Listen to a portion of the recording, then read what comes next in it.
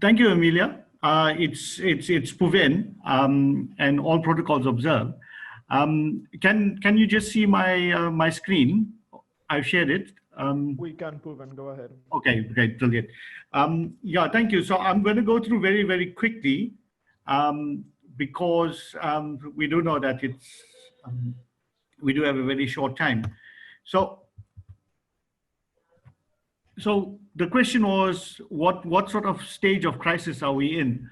I would say we're currently in emergency management. The reason being is that as of tomorrow night, the country goes down into lockdown. And it was actually declared a national disaster in terms of our National Disaster Management Act. That gives the president sort of powers to execute extraordinary measures in terms of accessing funding, but also to assist in addressing the actual challenge itself. So our response from a local government perspective has actually been taken over by a national response. And I think that is one of the areas that we need to look at to at what stage does national government actually take over. And very much so that all of our external responses are actually governed by what national departments are actually dictating in terms of your standard operating procedures. So that leaves very little room to actually innovate as local government. But whatever spaces that we do have, I think we should use those spaces to actually innovate in terms of assisting how we actually address the disaster itself. So what are the challenges that we currently face? We've got quite a lot of informal settlements, and within those informal settlements, your access to water and sanitation is one of the key challenges. Now, if you are saying that your first form or your first form of defense is actually washing your hands, access to soap and water and good sanitation, and majority of your population that live in informal settlements do not have access to those basic facilities, how do you actually have an opportunity to actually regress any sort of exposure to the virus or the actual spread of the virus itself? That's one of the first challenges. The second challenge is the economic impact. Now, currently, as South Africa, we're going through a recession.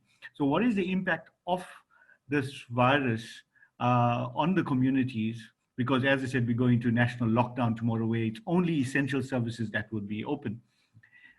Based on that as well, what is the impact that will arise in terms of declining revenue streams for the city? I don't think anyone has actually even looked at this aspect as yet, as to what is the post sort of disaster recovery processes for the city and what mechanisms do we put into place. That's something that we haven't seen any of the cities actually looking forward to or looking into it. Another aspect is around business continuity and the protection of our frontline staff from environmental health and from an environmental health perspective. How do we actually ensure that we keep our staff safe? There's a host of challenges, but I just put these three just to start the conversation around how cities are actually thinking about addressing the coronavirus itself. So what are some of the local responses? All of our public access facilities have been closed. And this we took from the state president's call on the 15th of March to actually have a complete lockdown. On the 18th of March, our schools closed. And on the 19th, we actually closed all of our facilities. So your libraries, your museums, and so forth, we reduced access or no access itself. Our key management meetings are held via technology, and this talks to your business continuity processes within the municipality or the institution.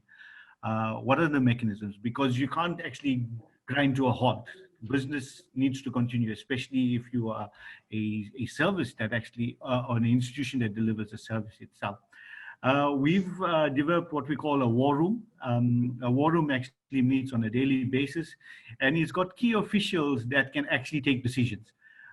Decisions that need to be taken on the fly, decisions that need to be taken quickly, and decisions that can actually be carried through. So the war room actually meets on a regular basis, and you have the city managers, some of the political reps, as well as the deputy city managers. Constant communications both internally and externally, and also the one that we looking at, or we started to implement, was interim servicing in terms of access to water and sanitation provision as well, especially to the informal settlements. Future vision, last slide. We need to consider how we look at future proofing as part of our city strategic planning processes. This is one of the aspects that have actually been lacking in planning aspects itself within cities. So how do we actually address future proofing? We need to greater understanding and appreciation of the impact on science. And I think this has been, many cities have been found wanting evidence-based planning, and also how do we incorporate science into planning itself. And here is a good example. And I also echo our colleague from Madrid to say that, listen, how do we document the actions, but also how do we share that knowledge itself? How do we bring it's actually a beginning of critical conversations around building city resilience. And it's not really around climate change itself, but about building resilience. How do we develop business continuity models? How do we review and amend the municipality's disaster preparedness and response?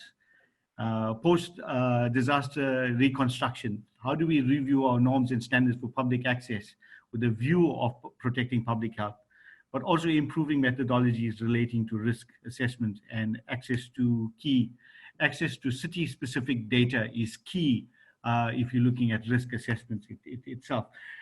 That's my last slide, but just to give you an understanding of where we are at the moment as the country.